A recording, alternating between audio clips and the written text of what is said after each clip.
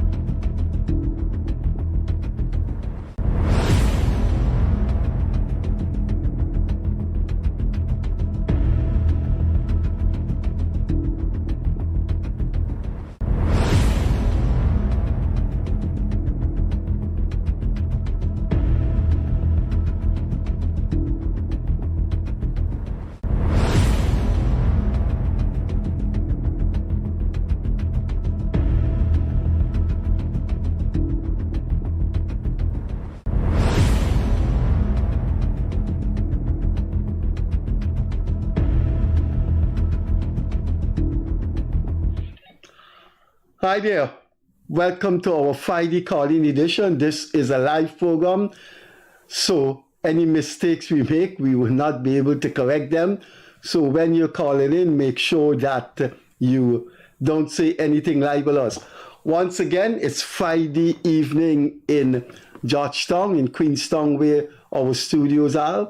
Good night to our operators, and good morning, good afternoon, good night, good day to wherever you are. This is the Freddie Kissoon Show, and this is the Friday call-in program. We don't have a WhatsApp number. Dharam Kumar Siraj was supposed to be here, so we could put his WhatsApp number, but he hasn't turned up. I guess that's life. That's the problem with live shows.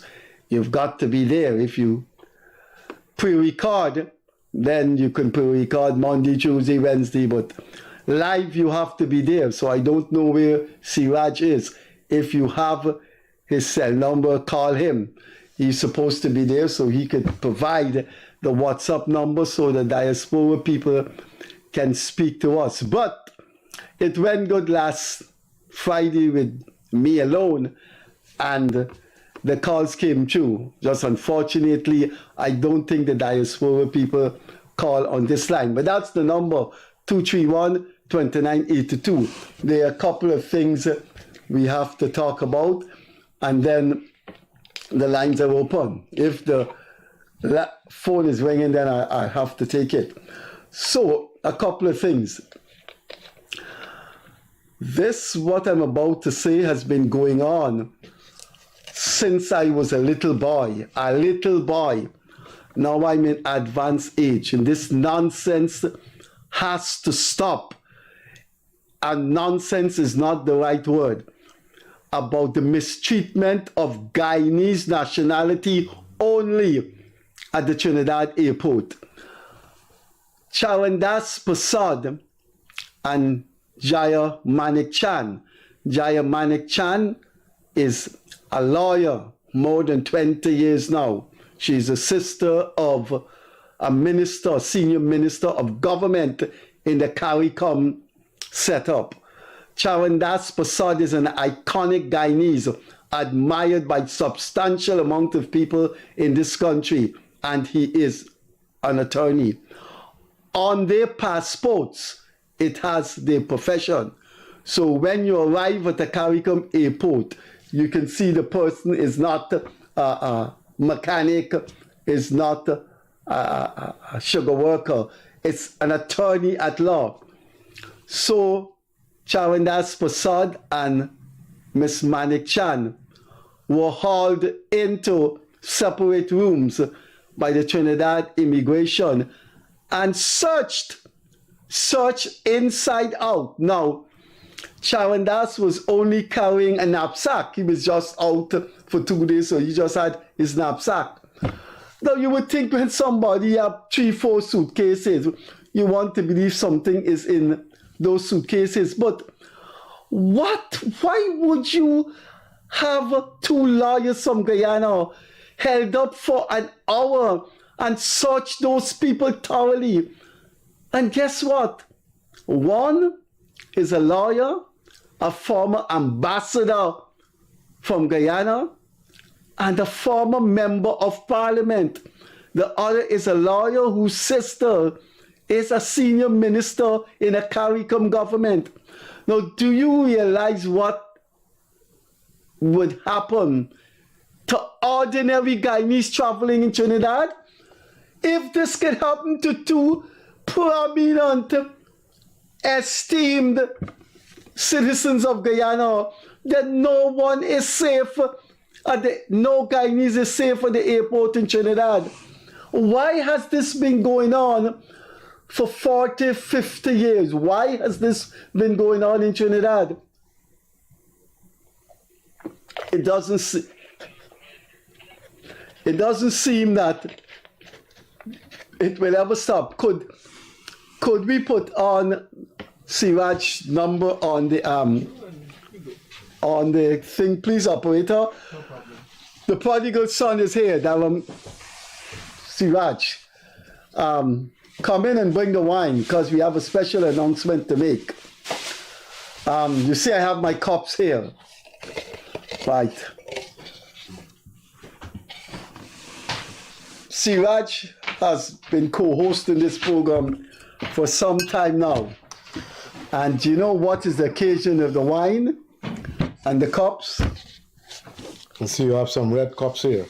Well, I chose red cup because I know you're a diehard PPP. With a green background. Diehard PPP. There's no green background there. So how do you open this thing? Why do we have this wine here? It's because this is the last appearance, maybe in a long time, for Dharam Kumar Siraj. He leaves next week, right? Or the next 2 weeks? Well, give or take.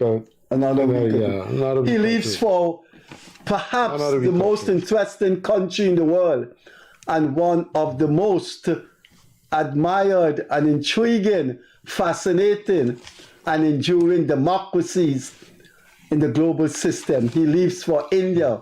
And I think you may not be a Hindu or Muslim, but wherever you are, I think the average human being has a fascination with India. It's just a fascinating place.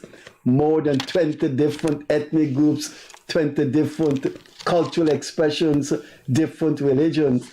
And it's hundreds of dialects and languages. And it's one of the top countries in the world. Yeah. So Siraj has graced our studio and co-host this program and has earned himself quite a large viewership, because when we look back at the numbers, especially on Facebook, it's quite a lot. And that's because, of course, he has some authority in Guyana. He is the chairman of the Rice Producers Association. He is a senior member of parliament, and he is advisor to the Minister of Local Government. So it's been a nice ride with Siram. So we'd like to say farewell, and we'd like to call in the operator, if he could come in, who has served Siraj faithfully, if he can take a farewell drink with us. Could you open this, please? We'll have to see how this goes. Operator, could you come in here and bid Siraj farewell? Where's our operator? Where's our operator? This guy is disappeared. Operator is right here. Robert, there's something I want to say to Siraj about you. And this is something I am going to ask Siraj to do for me as a personal friend. Sure. Robert is fixing himself. Siraj, can I have your cup, please? Sure. Robert, Mr. Siraj is leaving us. So Mr. Siraj is going to India, as you know. So let's bid a nice gentleman and a top-class politician and one of the stalwarts of the historic PPP. Let's wish him bon voyage, safe journey. Thank you very much. All right. This is all non-alcoholic, right? Yeah. Definitely, yeah. I will have some more just because I'm thirsty. You know, Robert, wait. Siraj is going to a place where there are thousands of colleges, technical colleges, university. Correct.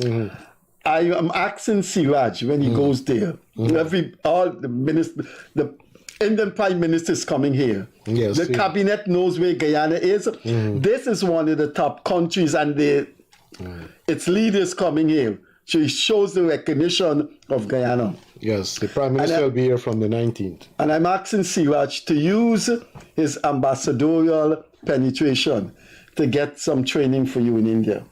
No, Can we have Siraj, can you promise this young man that you will try? I will look into it. As a matter of fact, I'll look into it from next week, because they are ongoing being area of journalism and all of that. They are ongoing program right here now where the High Commissioner of India to Guyana, they have under the ITEC program, the Indian Technical Education. But program. he can't compete with that. That's for state employees. They can go with recommendations, yes, because you could get something separate for him. Yeah, they have people going on these programs sponsored by the government of India in different areas and different fields. Journalism is one of them. And they go every year. What you would like to have. Every year they have people going there. That's the top of my right now. But... Yes. But you would like to go to India? Yeah, no problem. Yes. No, he has to keep that promise.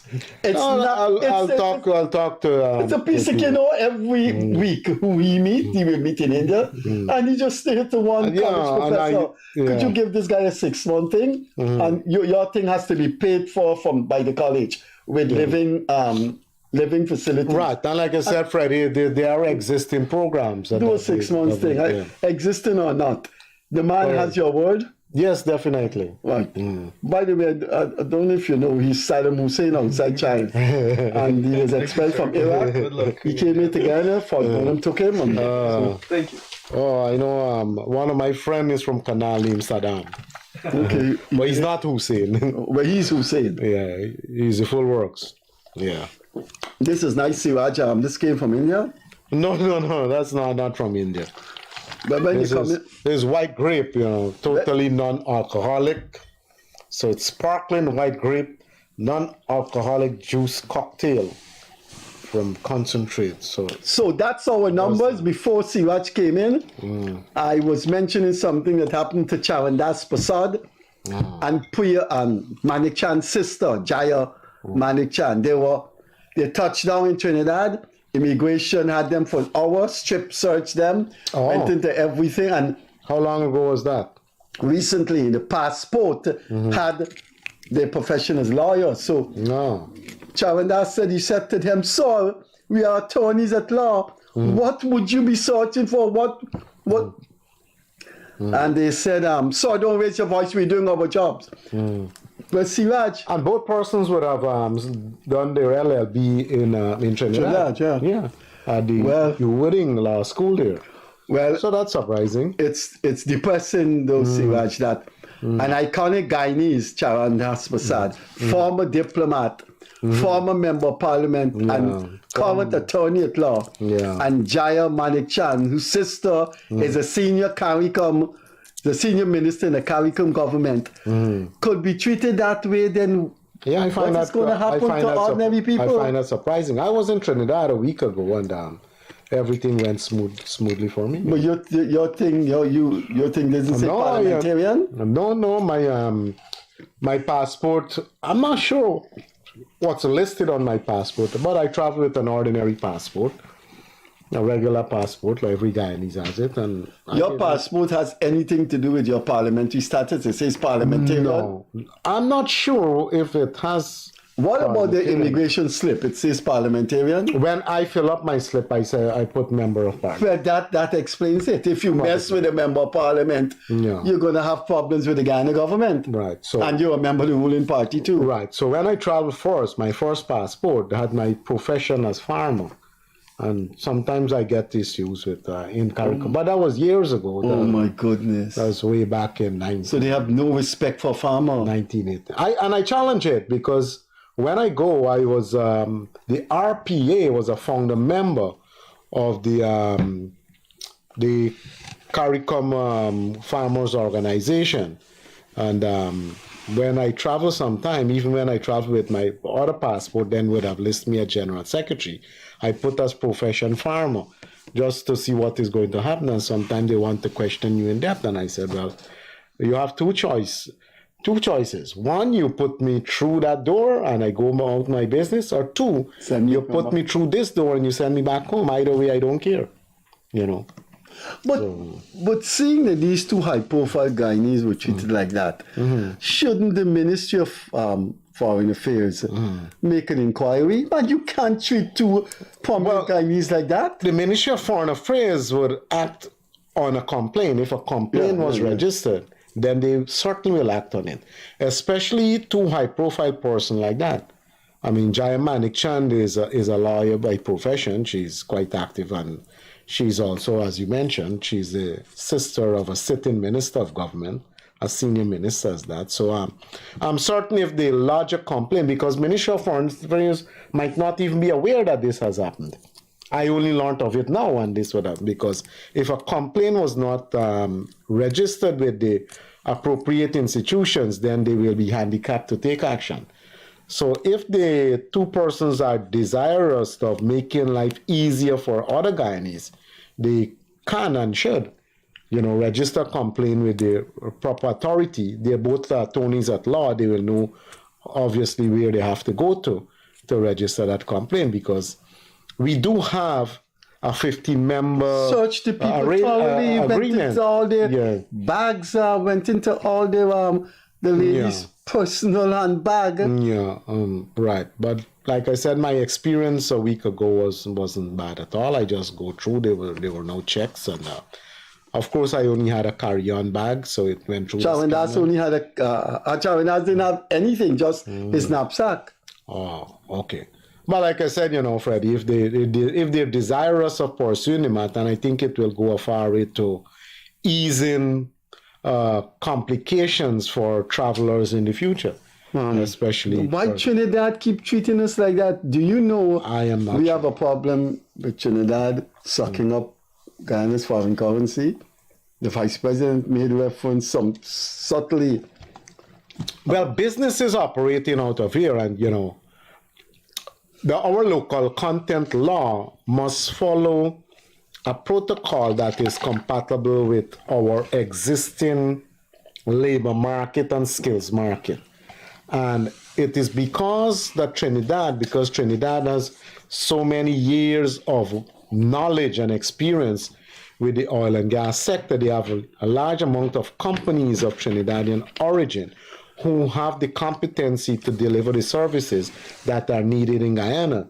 Now, obviously, if those companies are operating in Guyana, you would expect the cash to flow back to Trinidad because that's their home country. So it's not illegal, but you must put some controls in place. So it's incumbent upon the government to establish a framework within which you operate. And that is why they came up with the local content legislation. And progressively, they have added a different percentage of companies to have local content for them to qualify, to be compliant with the law. I think right now, based on the local content legislation, a company working in the oil and gas sector should have a minimum of 51% local ownership. So that will put a stem on the cash flowing overseas. But without that, obviously, if it's a Trinidadian or an American-based company operating, and they will have the money going back to their base.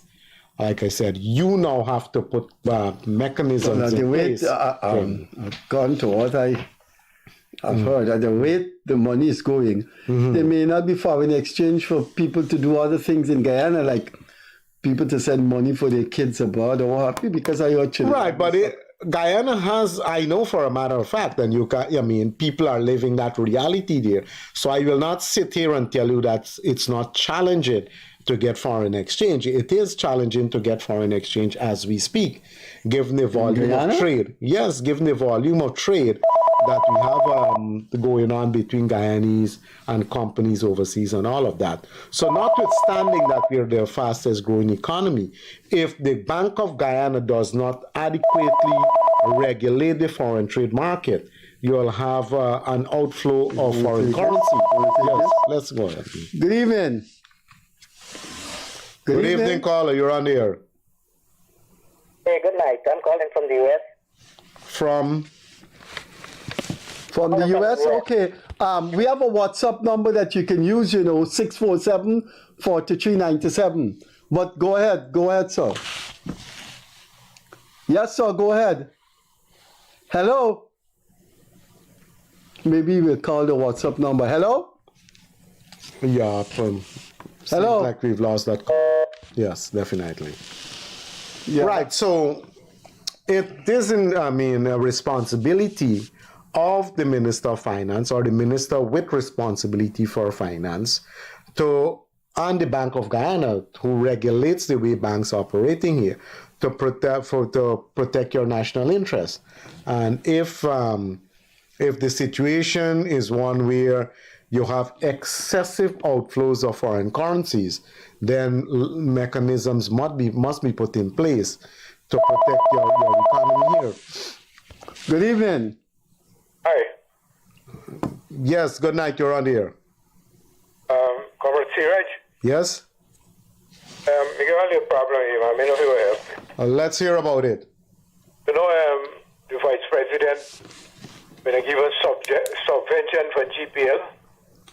Yes, there is for pensioners. Yeah. Now I register, right? Mm-hmm. Anytime I get no relief on the, you're going 2,500 a month. Right? Right. Your bills are you're subsidized at the rate of $2,500 per month. But I'm not getting nothing up to now. Oh, and you're obviously over 65. I'm 71, man. Right. So yes, and the account is in your name. Yes. And GPL has offered you any explanation? They said me register, right? Right. They said me they in the system. Mm-hmm. But no money in the system. Oh, you want to give me your information on the phone here now, or you want to call me afterward, because some of your information can be personal? Well, look, if you don't want because we are on a live program here. Yeah, I understand you. I'm looking at it. Right. So what I can advise you, we're closing off here at 10. Give me a call just at 10:05 on that number that you're seeing on your screen, 647-4397, and I'll take your information down. If it was a GWI issue, I could have handled it almost immediately. But I know some members of the management team at GPL, and I can raise this matter with them. Yeah, but it's not me alone, you know. It's a whole Corverton were register. Okay, so it's a geographic area problem. It's a village problem or a town problem. Is everybody registered and we didn't get in it? Oh well, that makes it easier. So I'll follow up on it and let you know. But how? You want to give me your number on the air? The line number? Any number. 339. Yes. 2709. 2709. So I'll if I get some information, I'll call you and let you know. What's your name? Devindranath Kurchan. Rabindranath Kurchan. Devindranath. Right, Kurchan. How you spell Kurchan? Hurchand. I didn't get that. Hurchand. All right. Thank you very much. Thanks for coming through, sir. Bye-bye. Yeah, let's see. Caller, good night. You're on the air. Hello, good night. Good night.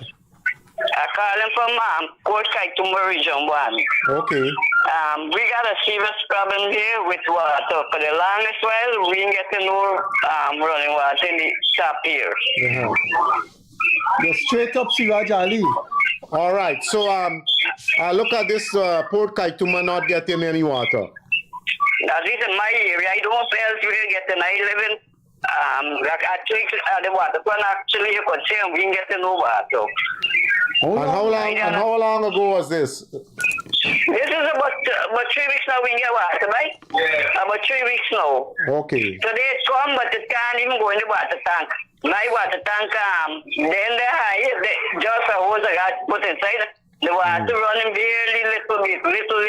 Okay. When I call the people in charge, they tell me, they give me the number call. When I call them, nobody answering me. The usual thing, sir. All right, so I'll investigate it, and this I can take action almost immediately on. So, right. So and I got a legal line that I applied for from Gaiwa since around 2016. So I didn't just hook up on the main just like that. I had to write a letter to the people in the Gaiwa's Mabruma. Mm-hmm. And I got you, so I'm on the main line here, but I still don't get water. Right, and they bill you for water. No, we don't pay for water here. Oh, okay. Yeah, we don't pay for water. Nobody don't pay for water. All right, so it's a free service for hinterland communities. Yes. I know we do that, but like our Port Kaituma is almost a township. Businesses and so on should pay a little bit. But that's only my opinion. The government, of course, has a responsibility to deliver water to all its residents. If it chooses to give water free to hinterland communities, well, then kudos to them. All right, so caller, I'll investigate this matter and you'll know about it, okay? Right, so the signal is poor there in Port Kaituma, but I figure that... So for those of you who are listening to the program, you only have... Siraj only has about 2 weeks more in Guyana, then he goes off to India. So if you want to get your water problem solved or your NDC problem, you better call this evening. He won't be here next week. This is his last night, and so we had a farewell drink if you just join us. So... if you have a problem with local government or water, you better call now. All right, so let's...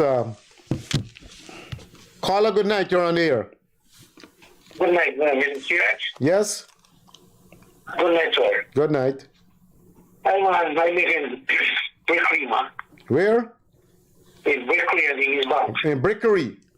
Yes. Man, we got a place here. And you're getting?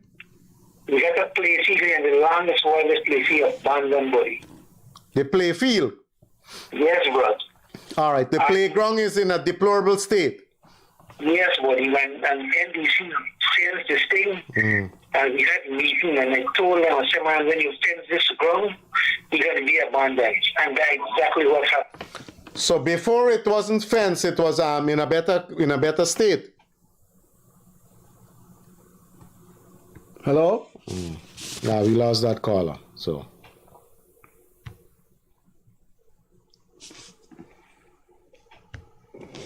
So hopefully the caller might call back.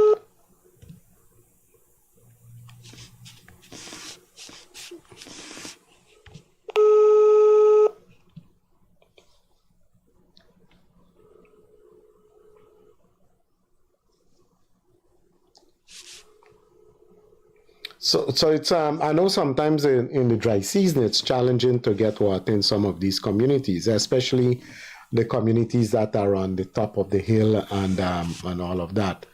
But and in rocky conditions, so it's difficult to drill wells there. Good evening. Hello. Hello. A very good evening to you, sir. Yes, good evening. I got two things to say, or three things, and I don't want it to say it's alarming. But I would want to know if a system could put in place now. Georgetown is experiencing some terrible water that is coming through the taps. Up to now? Hey, up to now. Getting a complaint from Georgetown. Poor water quality. And this is very serious.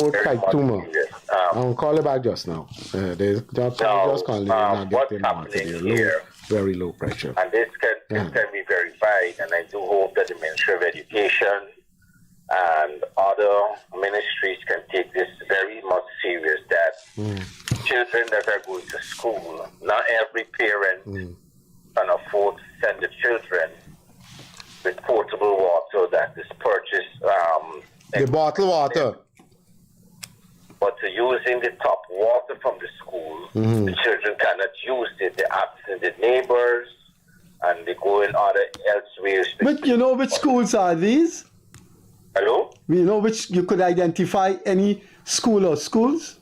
That's St. Margaret's. Let me give it. St. Margaret's and Camp Street? Yeah. The water coming there is darker than amber? Yes, and it's really terrible. And not only at the school, even, as I said, is a problem in Georgetown currently. Water is still coming at an alarming stage that, it's coming. One time it's come clear, another time it is coming. The quality is not consistent. Yeah, but what I'm looking at, if a system could be put in place at the school that the children could at least get some kind of water from a bottle, those 5-gallon bottle or something like that. Yeah, those dispenser. Well, both of my children went to St. Margaret's School, and that water, And somebody was passing by the jar and said that it is not only happening at St. Margaret's. Probably you could have checked around and see how. Yeah, well, I have an office next door to St. Margaret's. I was there today, and I didn't observe any discolor water, but it could be a situation with the line and all of that. But caller, you're correct. From time to time you have water coming through the taps in Georgetown here and elsewhere too, where the quality leaves a lot to be desired. No, another thing before I go, and this is very much serious for a very small country of Guyana. The death rate on our roadways very, very much serious, and right. I do hope that they do something quickly about that, because up to today, car right on Regent and Camp Street. Before we go straight up the line, go straight with the line with the traffic light, take the other side. While a woman, but she wasn't waiting for no, the normal light that is passing. Right. Take this other side now. It was to be a terrible situation. Real terrible. So I believe, what I believe, and this is just a suggestion to the probably the officers of the police force, wherever. I believe the need to use more signs upon the roads and use more other slogans or something that could really boost up the traffic system in our country. It's real terrible. Forget over 1,000 deaths within just a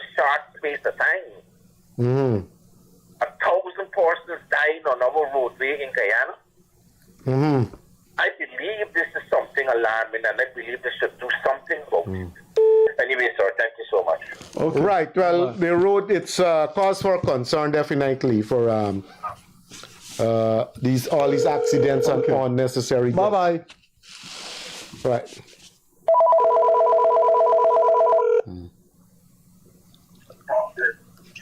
Hello? Yeah, caller, you're on the air. Go ahead.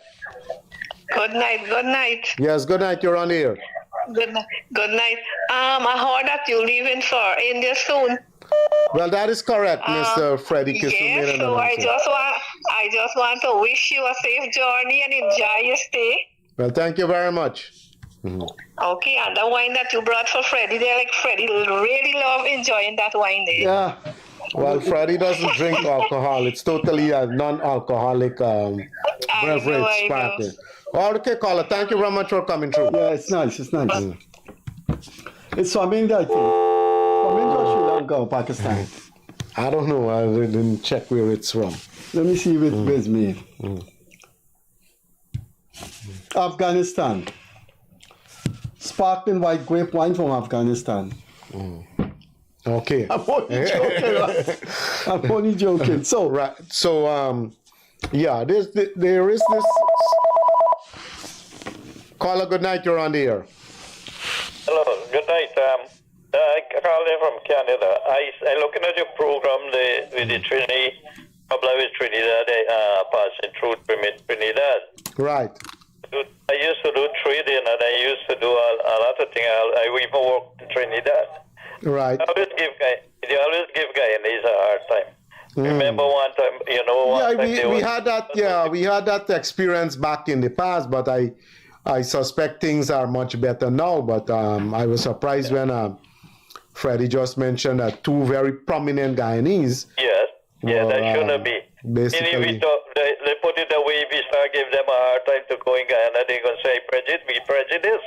You know, if we start doing that. But they've been treating Guyanese a long, years and years like this. Right. I know there's been some improvement because the first time I traveled to Trinidad, I think was in 1989. So, or 1990 sometime then. But things has definitely improved now. But you still have these instances where people are not treated properly. Yeah, well, I was planning to call tonight concern the airline stuff. I mean, the only airline I call it from Canada. If you can see there, I call it from Canada. Right. And the airline only Caribbean airline flying from Canada. I don't know why Edgell or the president can't get another airline. I see Truman was saying he's going to start up a flight to Guyana. I mean, in the 90s, you had Guyana Airways used to fly from here, Canada. And well, I think it's a work in progress. Schumann, being a pilot, is quite knowledgeable about how the industry operates. Right, and he resigned from his job to go into the private sector, primarily to establish an airline service. And I think because he was a former Canadian citizen, he is going to target that Canadian connection. So there are a number of flights operating out, have direct flight. From June of next year, you'll have a direct flight to the Netherlands. So KLM will be flying as of June next year all the way to Holland. So you have American Airlines flying here. Another airline. Only Caribbean airline flies from Guyana. Once you're in Guyana going to Canada, it's only Caribbean airline you have to take? Only Caribbean airline. They have another small airline. Remember the problem with the Jamaican airline, right? Fly Jamaica. Jamaica airline a couple times, and the flight was cheap and was good. Right. Yeah, but they had a crash and what's not, and they couldn't supply plane. And then I traveled in the 90s. I used to fly with Guyana Airways. Right. Well, those are back in the days, so you have to move on. So I think there are a number of airlines that have expressed interest here. Like I said, the latest one to come on board is KLM with twice weekly flights directly to Holland. But I rather suspect that once you get to Trinidad and so on, you could take a number of airlines to Canada. American Airlines or other airlines. Once you pass through Trinidad, it's a hard time, man. I don't know why it's a reason. That thing is like it's we just heard about in the Trinidadian psyche. Something is wrong there, man. Right. Something is wrong. Because Yeah, I pass through whenever I go Guyana. I was to go Guyana, but I go Guyana every year if I don't go, my wife go, because we got a property down, and I got a lot of family down there. So we fly a lot. My brother fly 2-3 times to Guyana, and Guyana, Caribbean airline he got to use, and he get a hard time. He got a property in like Ranch. I don't know why the Ghana government, successive Ghana government, put up. So I think that that's we really need another airline. You need competition. You know how much for a ticket? $1,500. right. Well, that's what I'm saying. How much Guyanese is that? 1,500. 1,500 how much? 1,500 Canadian dollars. Yeah, it's about probably just about $300,000. So if you buy a ticket to come home here to collect that 100,000, it wouldn't make any sense. I know it makes sense. No sense. The people look like a 5 flight going in from New York, right? All right, All right. So the point was made. So we know that there's a desperate need for that. All right, so thanks for coming too. Bye bye. Yeah, it's cheaper there, so they can fly in and fly out. Okay, sir. I got a cousin go there 4 or 5 times a year. Right. So Canadians might have to consider flying to the US and then coming here until we get direct flights.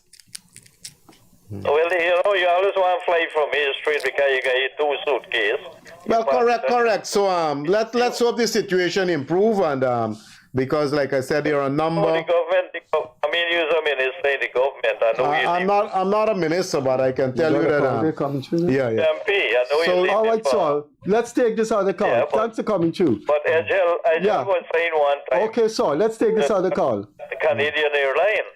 Right. I'm certain that things will improve. Okay, sir. Yeah. Thank you. Okay, thank you. Okay, Siraj, best of luck. All right, thank you. Hello, caller, you're on the air. Yes, it's Siraj. Sorry, I missed it just now. I can't go quickly concerning the place here. Yes, I made a note of it, that the playground was in better shape before it was fenced, and once it was fenced, then it started deteriorating. A lot of bushes growing there. Yeah, but it got in the center of the village. Right, so I expected when they fenced it, things would have been better. I don't know how it could start to get worse. What was the report from the NDC about this matter? No, they abandoned the thing. NDC now is doing nothing at all. NDC is doing nothing at all. You're right. So the playground, the NDC doesn't do anything at all? Nothing at all.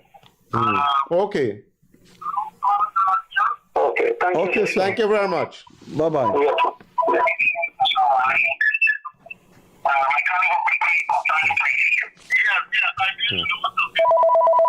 Yeah. Good evening. Good evening. Yes, go ahead. Good evening to you, Professor Kissoon and Siraj. Yes, go ahead. Yes, a quick question before I go further. In your opinion, Professor Kissoon, what is the greatest resource that a country can have? You want to answer that? It's people. It's people. Very good, Professor. Now, Comrade Siraj would agree with you as well. Comrade Siraj has been around for quite a long time, and he's a seasoned comrade. Someone alluded to the fact earlier that the road fatality rate in Guyana is extremely high. It is extremely high, but how do we bring this road fatality rate down? Right? There's a process of implementation.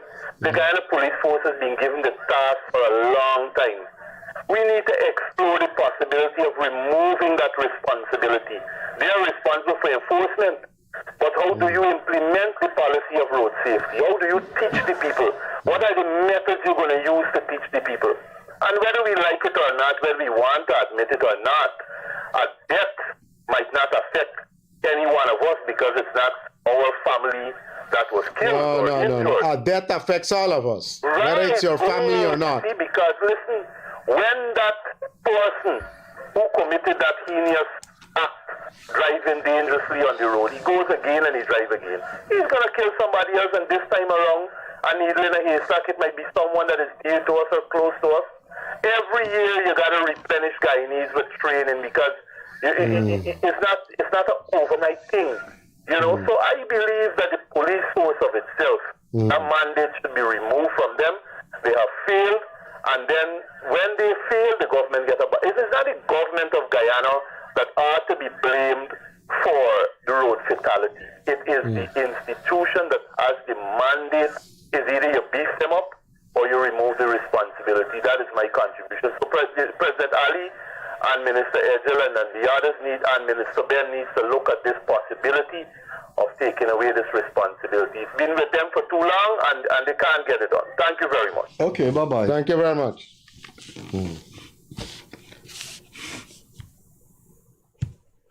So then this is a very troubling situation indeed. And you look at the goods carrying vehicles now.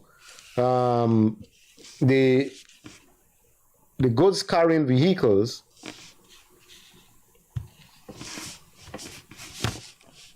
Caller, good night, you're on the air. There are a lot of very irresponsible operators. They don't even park their trucks properly. Yes, caller, good night, you're on the air. Good evening to you two good, wonderful gentlemen. Good evening. You know, I want to bring a complaint. Yes, go ahead.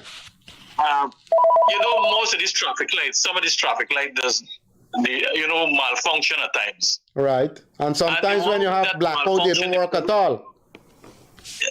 The police always stand by there. As soon as the yellow light, sometimes the green light come on, and you just jump the yellow light.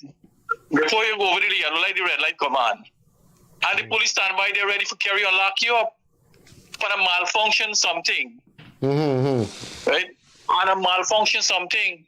Well, if the lights the are police not just working, just to make money. Yeah, they find all kind of thing. You have some bad eggs in the police force giving the entire force a bad name. So some of them, they stake you out by a corner, and if you don't stop because you're approaching a major road, they pull you over, and it's a raise you got to give them. Or they charge you. So I believe they're deliberately they are working against this government. Oh. And this government got to look into them. There's another problem too. You know, I normally carry my daughter to UG. Right. But I use the road from Sophia. Right. Right through there is a stand. There's a narrow road. And right through people selling on the side of the road there. Right. Right? And the man nearly killed me the other day because he stopped buying provision. And he took hold up the whole traffic. And I blow in a knee. The man come out and give me a abusing. They really got to do something with this road seller there. Really. It's a terrorist. It's a hazard.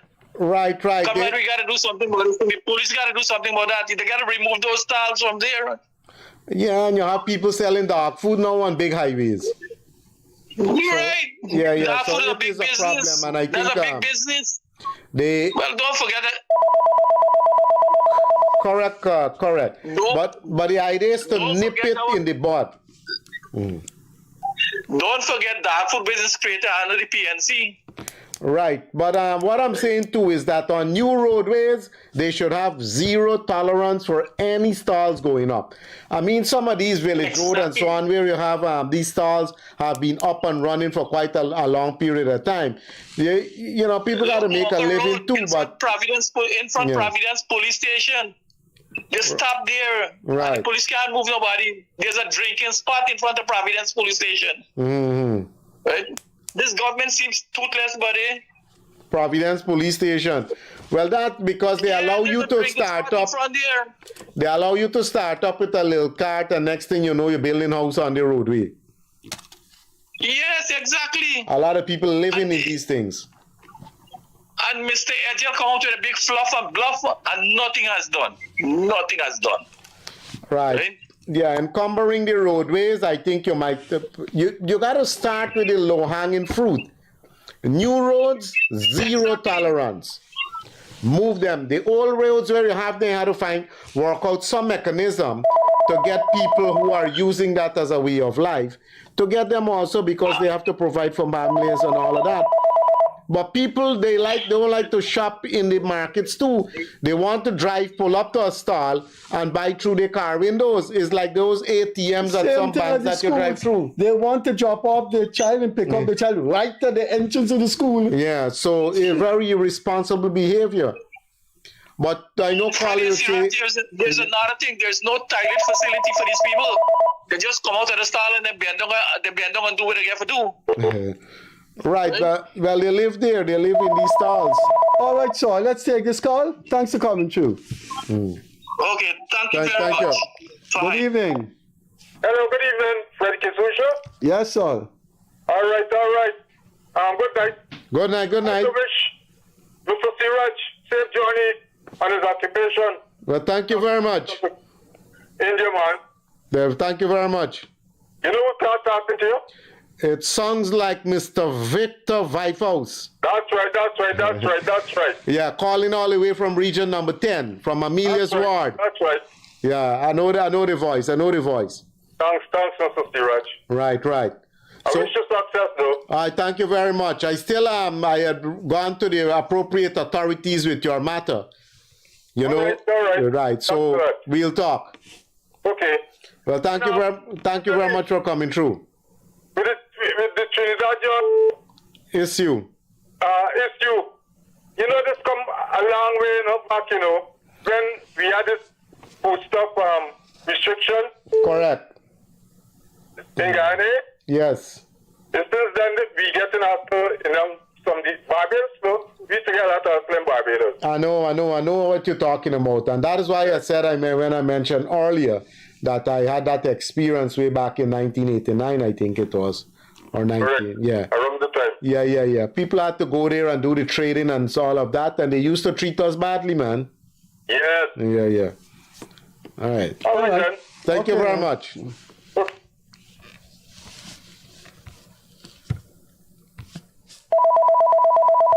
Hello? Mr. Siraj, Mr. Kissoon, good night. Hi, good night, sir.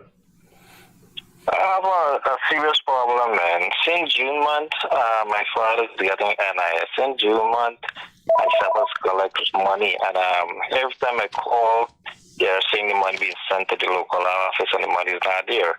Whenever I call now, they're not answering the phone. I don't know if when I call from over here to there, they're seeing my number or my name, and they're not answering the call. I call at least twice a week.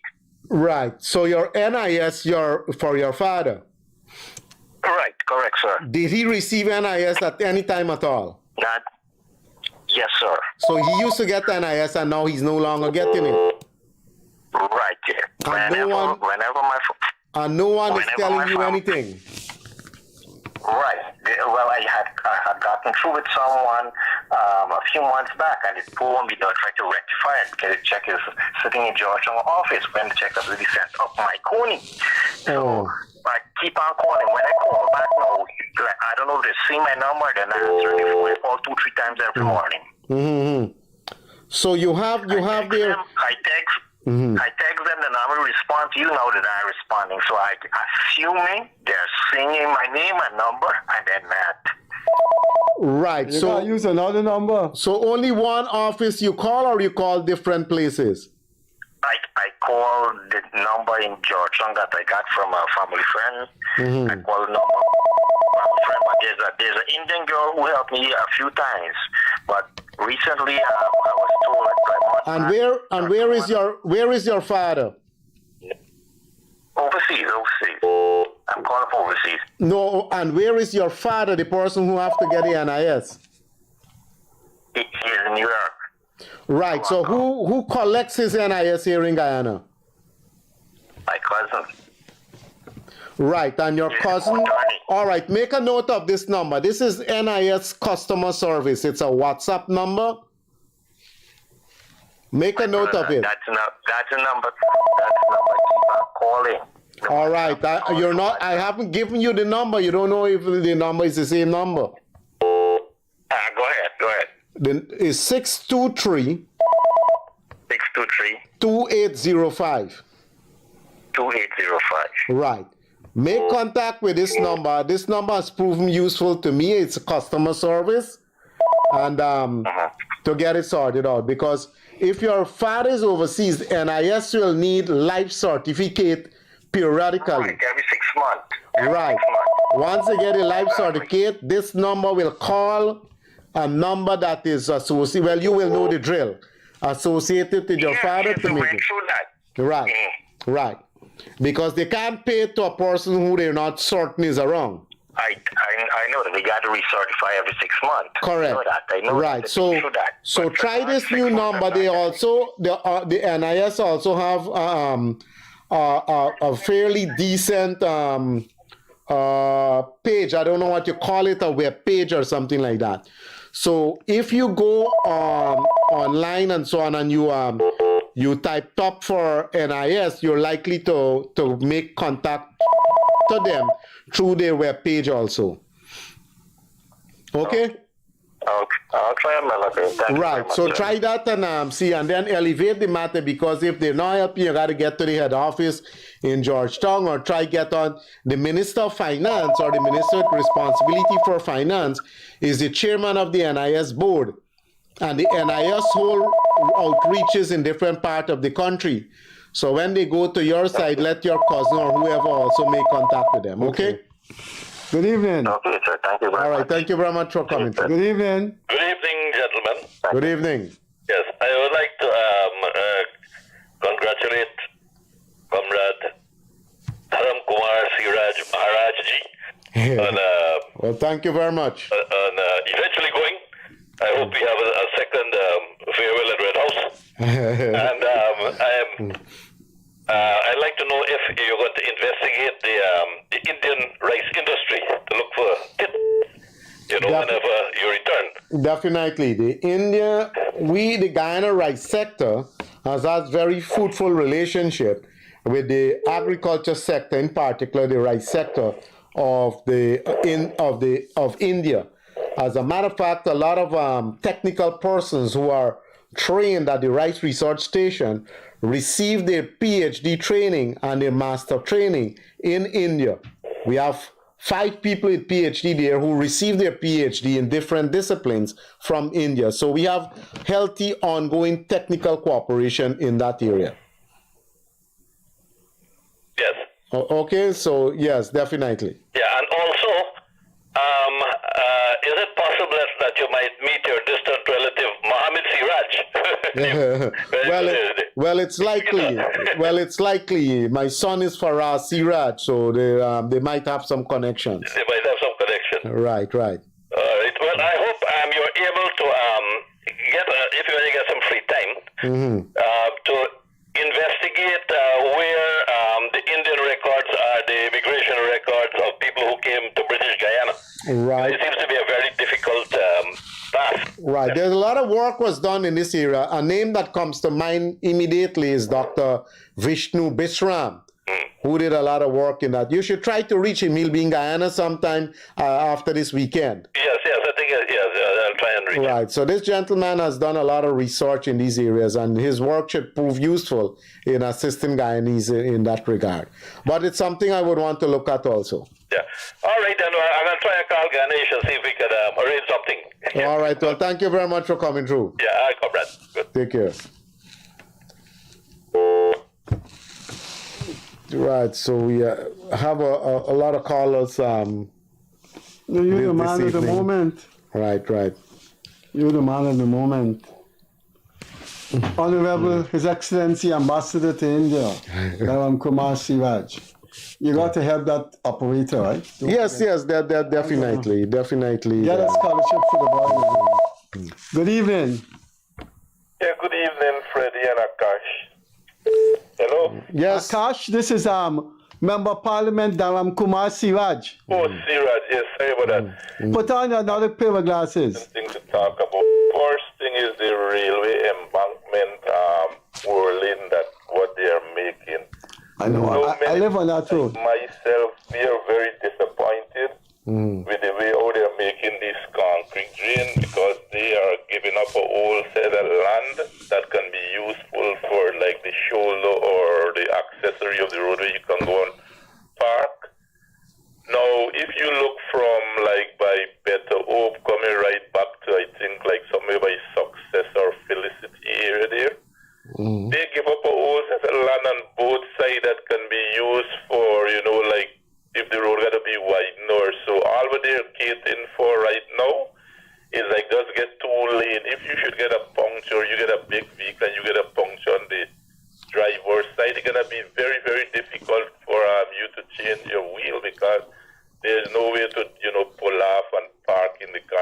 Right. So the way they're constructing this road, it's impossible for you to pull off. You're right, but they're left in a lot of space because people on both sides of that road, they were squatters. I don't know if it's regularized right now because both sides belongs to the railway embankment. I know about that. Correct. They would be reserved. And when you put a train line through a rail network, you cater for expansion, so the reserve would have been substantial. Yeah, but nevertheless, I think it's a serious issue if they're constructing the road in such a way that you cannot pull off. Because you're right, sometimes you might have mechanical failure, might have a puncture, and so on. I think now it's not too late for the government to intervene, people in high authority intervene, because the planner or the person consultant whosoever made that plan to say, man, give up all of that land there to the just put the concrete drain, and they're destroying some very good. So by virtue of putting in these concrete drains, you can't come off the road. Right, you can't come off the road, and there's no room for like if you want to widen anyway. Because if you look at certain parts. But I thought the road project was to widen the road, not to make it more narrow. No, but it's not really more narrow. They're trying to give this 4-lane, but it's a minimal 4-lane. Regardless, you have the space. I like the I like the term minimal. So four lane for 4 wheelbarrows or what? Yeah, minimal 4 lane. Minimal road, and I think they need to remove all those concrete and put them where they exist. No, caller, you're absolutely correct. This is a growing economy. You have a tremendous amount of goods carrying vehicles. You have bigger and bigger trucks coming in. We need to make wider roads, not more narrow roads. Minimal 4. Right, I think the government need, because there's a drain in front of everybody fence. These people left out a drain there, and I think there was a work in the drain. There was put the concrete drain. But why you don't you sound knowledgeable about engineering. Why don't you do a proper submission and send it to either the I had a meeting with 2 of these people, the consultant and one of the engineer, right? Right. Because by Nomprel there, now east of Nomprel Road there, you found where these people they were coming narrow all the time, and then they diverted outward to be in line with a residence drain where there was a shop there by Nomprel on the southern side. So on that side there, the person had the drain there, and they go and turn outwards to come in line with that person. And I'm asking, why couldn't they? Yeah, sometimes what they do defies logic, man, and proper engineering. I'm telling you, go to the back of Marriott and see what they did. No, there's definitely the step to go onto the beach is so wide, no, but and the road to go onto the beach is very narrow, and nobody walks on that step. No. Something is wrong with the Ministry of Public Works and the engineers there. I saw the president had a refreshing sessions with ministers and permanent secretaries and engineers. Talking about, you will really get the full, picture. I took a photograph with the one by Nomprel, torn there by Nomprel there. Right. I can send it to you now to see what I'm really talking about. Please do that. I got the number there. Send it. Please do that. Tell it to the number. We put it on the screen. Yeah, I can send it in. Send it the number on the screen there. They're talking about voters impersonation. I had worked with one of my colleagues from India there, like in 2019 when they had the election. My colleague went home to vote in Tamil Nadu state. I think it's Salem this person voted, right? And when I saw the person's finger, I didn't know it was the ink that they used. I thought it was some injury or something happened to the person's finger. Then the person told me, well, it's the ink from the voting. I will appreciate if the government can procure that same type of ink, because the thing took like about over 1 month to be removed. It's not like it's like a tattoo in your skin when you duck your finger in the ink. Right. Not coming out because I heard in Guyana, people are saying that people voted more than one time when they voted, just came out. Well, sometimes that happens to be through collusion. Because my experience with voting here, work on that same ink because I got Modi coming here now. They can try to procure the thing. They could even got test, like test the opposition test. But that ink in Guyana takes a long time to come off. I could look for my own. Yeah, that's my experience too. It takes weeks. Yeah. Pardon me, but as I'm saying, I have heard people saying that they get rid of that ink and I don't worry about people in the world say all kinds of things. Your body people. And this is genuine. Yeah, but there are several checks and balances that there are several checks and balances in the current voting system that makes it difficult. Not impossible, it makes it difficult to. That thing for sure. If you vote for somebody, you wouldn't be able to vote for yourself because that ink would remain right there. Correct, but you're also the ballot, the list now that the officer, the election officer have, the polling day boss, they have a list with your photograph also.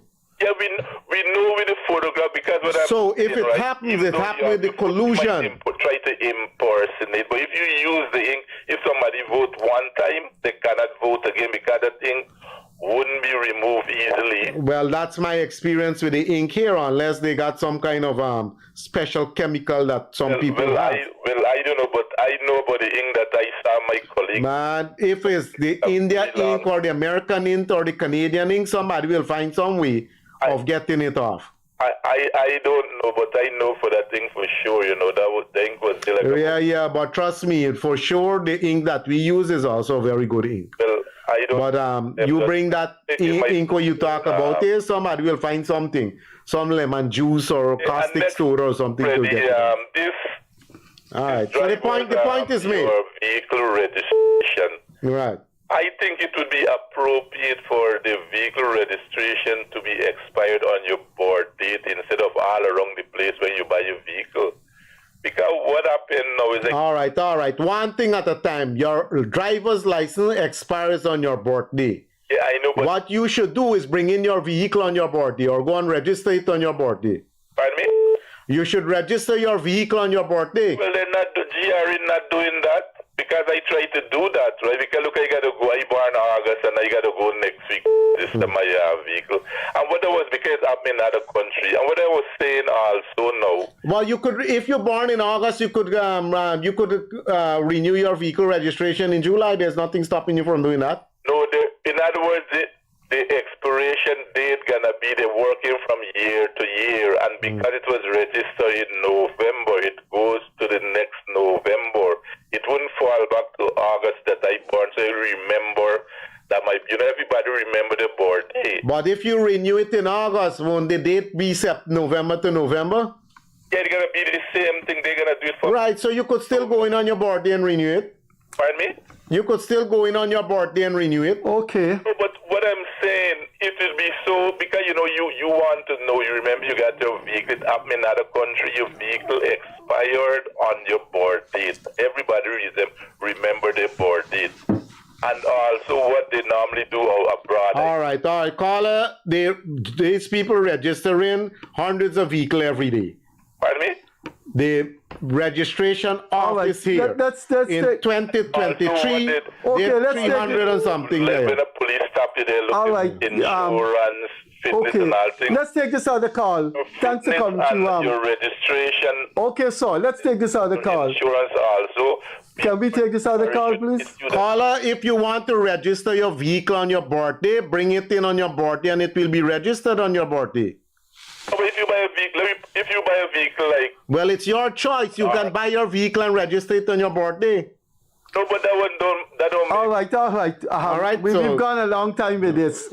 Yeah, because anyway, here next thing. All right, thank you very much. No, man. We have other people coming in. We got other calls coming in, man. But this is an important thing. Well, go quickly. Let's hear what it is. You're taking up a lot. Saying, before GRA should issue that, give you that registration, you must. All right, that's a whole story, man. You got to register your car on your birthday, bring it in on your birthday. All right, let's move on, man. You spend a lot of time. Let's move on. Freddie, take care. All right, good. Take care. Call next week. No, if you want your vehicle to be registered on your birthday, bring it in on your birthday. GRA now they have your own driver's license. Your driver license is on your birthday. Caller, good night, you're on the air. Good night, Yes, go ahead. Good night, Siraj. Go ahead. Yeah.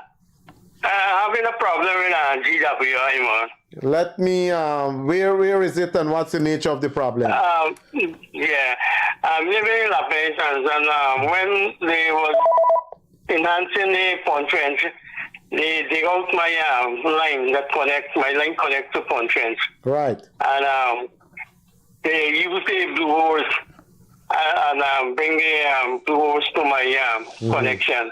And somebody cut my whole line yesterday. And I went into the company this today. I pay my bill. And I reported. So I asked the government I'll be getting water back. She said she can, and she just take the complaint. And 7 days I got to wait. So 7 days I got to wait for the get back. No. They give you an outside date of within 7 days. Now, did you get a reference number? No, she didn't give me nothing. I asked you because I said if I could speak to somebody else. You should, they ought to have given you a reference number. So when you follow up, you give your reference number, and immediately in the system, they pick up the nature of the problem. So somebody cut your connection. Yeah. Okay. You and anybody in the village got problems? No, I get problem, buddy.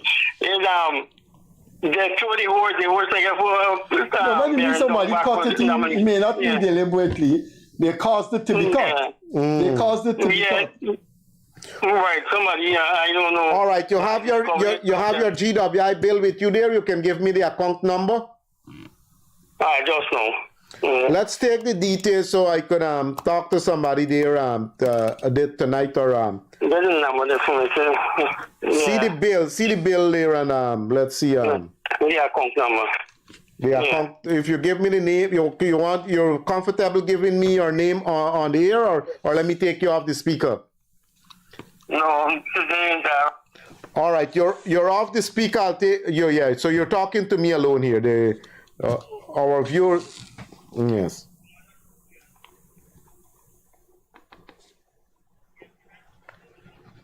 And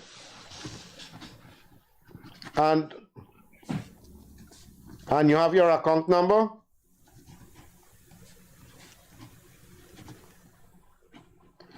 You have a GWI bill in your hand?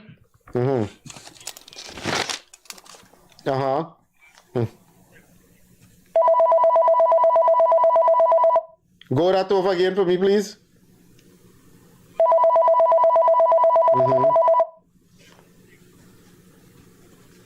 All right, good. So I'll see what I can do. And next time you register a complaint when them ask for a reference number, okay? Okay. All right then. Thank you very much. All right, good. Good evening. Hi, good evening, Professor Kissoon. Yes, go ahead. Am I on here? Yes, you're on here. Now, all these people that calling in and reporting these issues and these matters, this is applaudable, this is good. But I don't think they realize how much areas Comrade touch on tonight. He touched on infrastructure, he touched on health, he touched on agriculture. Where was the APNU, the PNC, in four plus years that they served? You couldn't even get a single minister. Look at this afternoon at Better Hope. The government had an outreach at Better Hope there. Yes, the vice president was there. I must lose count to the amount of outreach this government is having all across this country.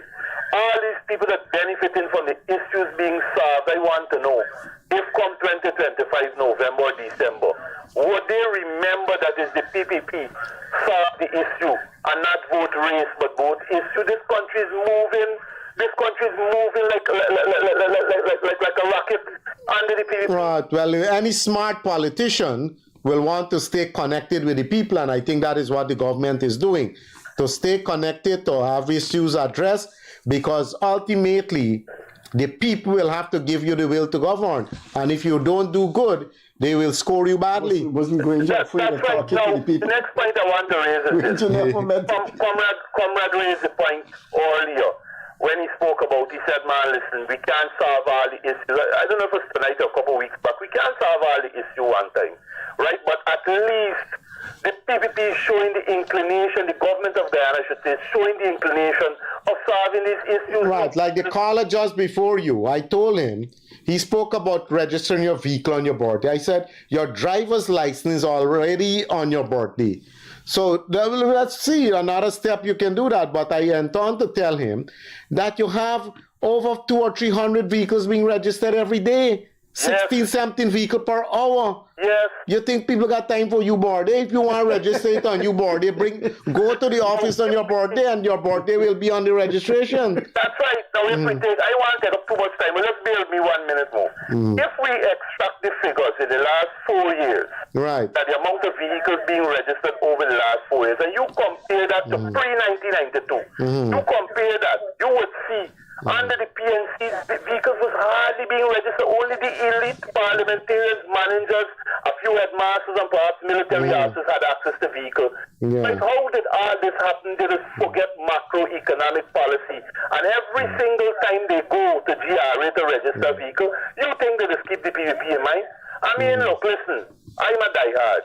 And people might accuse me and say, listen, everything is PVP, everything is PVP, everything is PVP. But listen, whether you like it or not, progress is always under the PVP. Last point I want to make is this. Now, they just complain a lot whenever the president go and have these outreach. What solutions they coming up with? You think this president going, yes, he want to hear the issues, but the reason why the PVP whole outreach, Teddy Jagan, the father of this nation, I always said connect with the people, ground with the people. And so too followed Walter Rodney because he was gravitated by Jagan's teaching and Jagan's mantra. Now, if you have a probable and workable solution, like how you complimented the guy earlier with regards to the road and some engineering know-how, whatever, raise it with the government, raise it with the subject minister, see if it can be implemented. I mean, you might get credit for it, you're looking for credit, but at the end of the day, who benefits? Holistically, the country benefits. Right. You know, so comrade, I just wanted to mention those few points. Thank you for taking back the call. Right. Thank you very much. Yeah, and I was just running the numbers for our viewers. I read an article recently. I think the author was an economist by the name of Joel Bagwandin. And he did an analysis of vehicles registration. And I think the number he mentioned for the year 2023 was 35,500 vehicles registered in 1 year. Right, 1 calendar year. That's about 17 vehicles per hour. In a population of how many people? Yeah, 800, 900,000 people.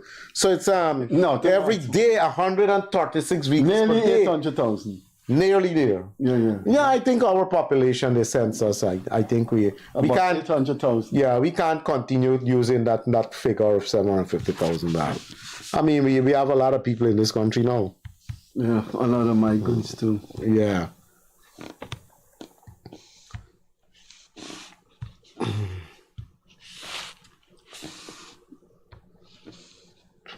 We giving Japan a lot of money. Yes, sir.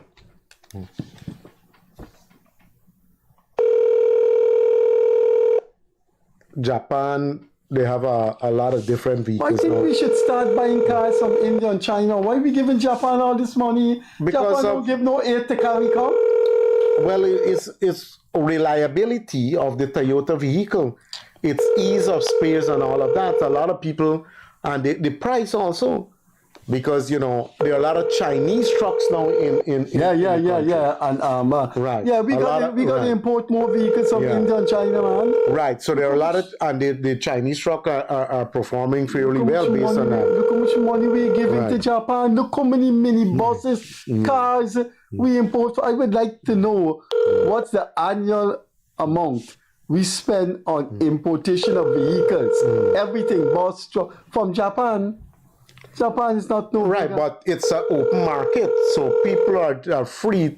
I notice a lot of this vehicle, for example. I notice this vehicle a lot now. Like you have the Land Rover, Range Rover. It's a fairly popular car now. Very expensive car. But you see, that's what I'm saying. Now it's diversified, and you make the same point I am making, that people will go for what they afford. Caller, good night. You're on the air. Good night. Go ahead. I call to make one contribution about this hydro, this Amila Falls hydro. Right. The Amila Falls hydro does run dry. The 29 days water sometimes don't have. Chumari, there's a hydro, they got more capacity, space to hold more water than the careless hydro. So they could consider bringing it down there. Plus, the road, terrible from the last experience, and still determined to carry the hydro at Amila Falls. But Chumari is the best option. But Chumari has limited capacity. I was at Chumachari. I went to Chumachari more than 3 times. So I know the area, and if you're looking about big capacity, Chumachari is not it. We already had a hydropower station there, and I will be totally in favor, in agreement with you, that we can put another one to try rehabilitate that one or build a brand new one. But it doesn't have the capacity of Amelia's Falls. And your point is well taken also. The dry season, your capacity will reduce. Amelia's got the capacity like Chumari. Amelia's side is more mountainous, and Chumari got nearly half mile to a mile in front the falls flat. And you can hardly find a flat up Amelia's side. Right, but the source, you have to do a lot of work there to build a reservoir at Chumari to get the volume to give you the output that you can get at other locations. The studies were done a long time ago. The Chumari hydroelectric project was a small one. Yeah. Right. So, like I said, I will agree with you totally. I will agree with you. Right. You have less dam capacity. Because if you walk the area like I do, you will see. Both sides to mountain come up very close. But of course, I never got Amila side. But Kobrang, I work in Kobrang long enough to tell you that sometimes 29 days is not enough. You don't get rain past 29 days. And the place is very mountainous, and the water runs out very fast. Too much, you will never dry.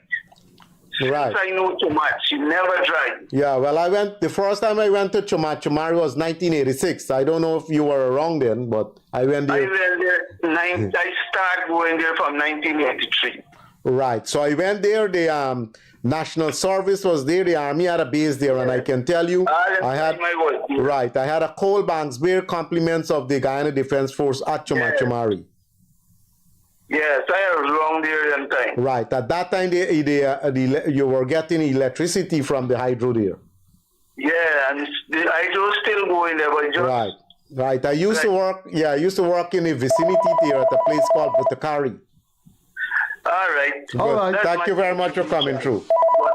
Good evening. So much better than up here. All right. Yes, sorry. Thank you very much.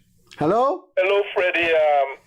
The guy that is talking about the Chumach Falls and the Amila Falls, it's simple physics. If you get a drum and you cover it, you take out the full lid of the drum and you lean it, all the water gonna run out. When you put a lid on it like this, like how you're gonna put it down there to the falls, the water will retain and it takes far longer for it to dry. So with he's speaking about it 29 days, that doesn't make any sense because the falls left open, it's not regulated by the dam, it's gonna dry fast. It's simple physics. Right, but the caller was speaking from layman terms, and that is what I told him. That is why I explained to him. They're just looking at criticizing the Amila that the falls dry and all thing. But as I said, simple demonstration. You get a drum. You don't have a lid on it. You lean it, all the water on it. But if you put a lid on the drum, we're gonna be like the dam. You're gonna put for the falls, and you just open the top there, like this fuel drum. Right. It will take far longer to dry out. So So it's the same thing like the Amyler now. The Amyler would not dry like what he's saying in 29 days if you regulate it with the hydro. Right, right. It's what many of the laymen, they are just, looking at when the falls don't have the dam Right. to dry out faster because there's nothing to keep back the water. Right. Well, I'm certain our listeners understand the way you explain it. Well said. Okay then, Fred. Yeah. Thank you very much. Mm. Caller, good night. You're on the air. Hello? Hello? Hello? We just lost this caller here. Gentleman was calling. Good evening. Hi, how are you? Good evening. Okay. Go ahead. Was that my friend the critic that was just on the phone here? Pardon me, sir? Was that my friend the critic that was just on the phone? No, not at all. Oh, okay. Hi, I'm David. I'm from America. I've lived in Guyana for over 3 years now. Okay. So, what's your contribution to our program tonight? Well, my wife here, who's Guyanese, said that they wanted to talk about Trump, and I'm a pro-Trump guy from day one. So anything that I can do to contribute, I'd be happy to do so. Okay, so thanks for coming too. Bye-bye.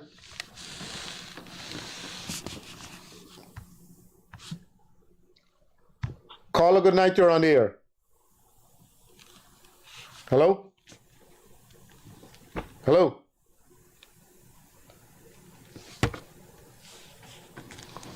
Hello? You understand that previous caller? He's a Trump supporter and anything he can do. Mm. You Hello? Understand? You understand what he was saying? Hello? I don't know. I'm not getting through this caller. The person is, I don't know. The person trying to call you and you They're calling, I'm answering, but they're not responding. So why don't you call? Oh, you call them, right? Yeah, they're calling, and I don't know. So we want to call them and say, you're calling them? Yeah. Because they are, let's see. Caller, good night, you're on the air. Good evening, Freddie and Mr. Siraj. Yes, good evening. What's the topic for tonight? Anything? You just make your contribution, sir. What you want to talk about? We have a 1 minute and more to go on the show. 1 minute more. Could I talk to Mr. Siraj off the air? Yeah, well, you have a cell number on the screen there. Yeah, call the same number after 10, so we'll talk. I have to call him after 10. All right, thank you. Thanks. Okay then. Thanks. Mm. The operator has signaled to us that our time is up. If you want to call, you have to call now. This operator, our monitor is gone. Can you come and put it on back? If you by the time operator comes on the monitor, our time will be up. Right, so but that doesn't affect us. So our time is up. If you want to make a call, you have to do it right now. In case you just joined us, Siraj leaves. This is his last episode on the program. He leaves to take up the post of Guyana's High Commissioner to India. And if you missed the beginning of the program, we had a farewell drink. Now, we will have another last farewell drink and bid Siraj bon voyage as he traveled the long hours to go to India. Our time is up, so no more calls. Thanks for being with us, Siraj. Let's take a last drink and wish you well. Pass your cup. A red cup. Red cup. Well, you are a red man. Good. Siraj, all the best in India, man. Thank you very much. And come back for the elections. Definitely. That's it. We don't know when Siraj will be back, but for sure, when he comes back to Guyana, we will have him on this program, and I hope he will have some video clips for us. We will see you on Monday, and you have to tune in on Monday iconic Guyanese will make a bombshell, will let loose a bombshell that will surprise most Guyanese. So make sure you tune in on Monday to hear about this iconic Guyanese. The bombshell he will deliver is going to be interesting. So on behalf I have to tune in too. Right, you have to tune in. On behalf of my good friend Aram Kumar Siraj, we will see you on Monday. Make sure you watch for that bombshell on Monday. Bye-bye. Catch you later.